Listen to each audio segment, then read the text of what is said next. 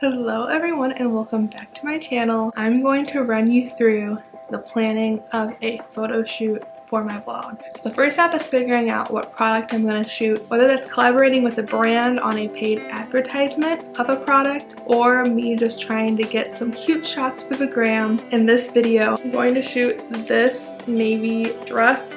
It wraps at the bottom and it's really cute and dainty and curly. Once I know what product I'm doing, I then go and try to style it myself and take lots of pictures of different outfit options in my full-length mirror, and then I'll go back and look and see which one I like the best, and also shoot it around to some of my friends if I really need help selecting which outfit. Sometimes you can't really see the contrasting or coordinating colors until you take a step back and look at the photo, so that's just why I like doing that. This is also the time when you figure out what to do with your hair and makeup. Generally speaking, if the outfit's going to be fairly simple, I like to give a little more oomph in my hair and makeup, but if the outfit's going to be so extra, you gotta tone it down. I figured that with this outfit, I was going to do super neutral makeup. The dress itself is a statement piece. I was just going to do simple loose wave to try to let the dress be the center of attention. So yesterday, the day before shoot day, I tried it on with so many different hair accessories, purses, jewelry, shoes, and I took photos and figured out which one I thought photographed the best and looked the best. I narrowed it down to 3 options for styling this dress. Let me know in the comments below which one you would have picked. So my first outfit option was a really cute headband with simple black shoes and minimal jewelry. The second was with heels and gold accents, and the final was more casual with mules and a jean jacket. So I ended up going with option 2. Now that that's all figured out, I know what I'm going to look like from head to toe. I have to move on to shooting location. Since this dress is navy and it's pretty dark, I'm going to look for a contrasting background, whether that's light, just like the sky. Sometimes the sky on overcast days can photograph as white, or a simple building facade, or I could go for something really bright yellow or pink flowers or something of that nature. But we don't want to be looking for black backgrounds or anything super dark. We want it to be bright to really contrast with the dress, so the dress can be the focal point of the photo. So once you figure out the location, you gotta make sure the lighting is good. If things are backlit or there's a huge light behind you, you're not even going to look visible because the focus is going to go to the light behind you. I generally like to shoot in shaded spaces because then you don't have to worry with lighting at all. It's going to be no weird shadows on your face or sunbeams, which are even worse in my opinion. So generally speaking, find the shade, or if you shoot in golden hour, which is right around sunset, you have less of a sun issue. I know that I'm shooting downtown in Chicago today with my friend Molly, and so once we get down there, I'm going to show you the options for where we could shoot the dress. So this street is kind of weird with lighting, and I don't like the green and the red with the navy. This would be so great if the lighting were better and I wasn't going to be so backlit. So you know how we were talking about bright backgrounds? I think this one too. Don't you think? Once you know you're in a good spot with good lighting, you can work on your posing. Every piece of clothing looks different when you move your body around, so you need to find what looks most flattering for the garment you're wearing as well as your body. Sometimes really baggy shirts can make you look bigger, so you have to angle your body to show off your waist, that sort of thing. And in this dress, the struggle was that it was a bit short on me. I didn't want to be flashing anyone, so I couldn't do any sitting photos. I couldn't do anything where my legs were exposed too much because I really wanted to keep it as modest as possible in this very short dress.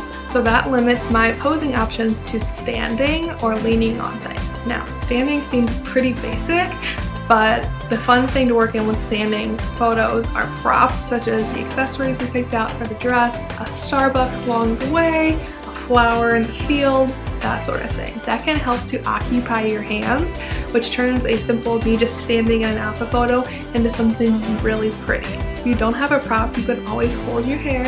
It's like the classic me go-to pose when I don't have a prop or anything to hold on my dress. Once you have the location down, you know a rough idea of what you're gonna pose, just start moving. Have whoever's taking your photo just take continuous photos and you make tiny shifts. If I were to take a photo right now, I would do obviously one straight on, but I slightly angle my head different ways, maybe switch up my shoulders, turn everything, put my hand in some of them,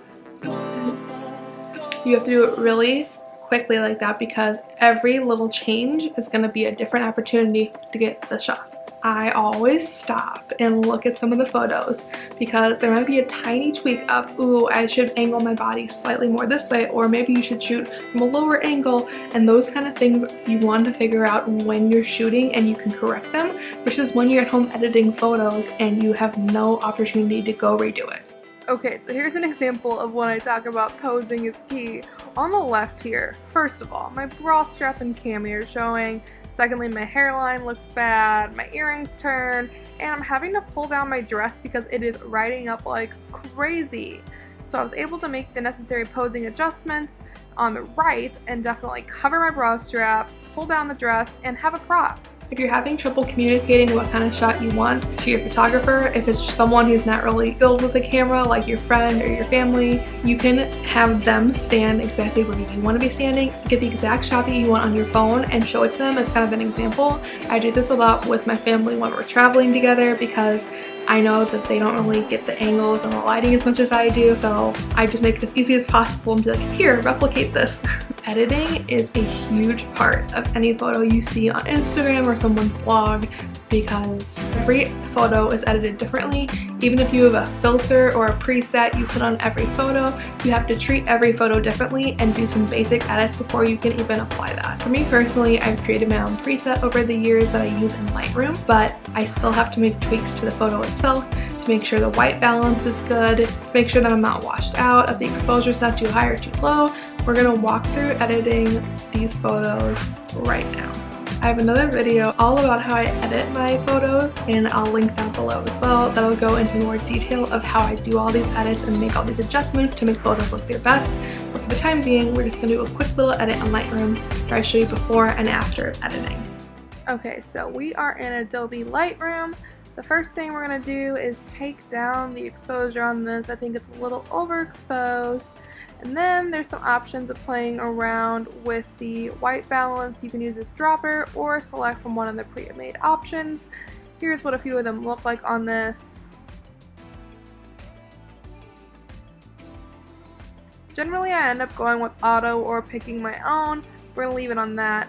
Now I'm going to go over and apply my personal preset. Still overexposed, so we're going to drag down the exposure a little bit, and I look kind of Oompa Loompa-y, so we're going to definitely turn down the orange saturation. Yeah, way better. So on the left here is the original image, and on the right is the fully edited image. First I did the exposure, then I did the white balance, and finally I put my personal preset and then made some tweaks to it. And that's it. You planned the photo, you took the photo, and then you finished it off by editing it. That is the blog photo life cycle. I hope you guys enjoyed learning more about behind the scenes of taking blog photos. If you liked this video, make sure to thumbs up and subscribe to see more. As I said, huge video on how I edit my Instagram photos coming very soon. Bye guys.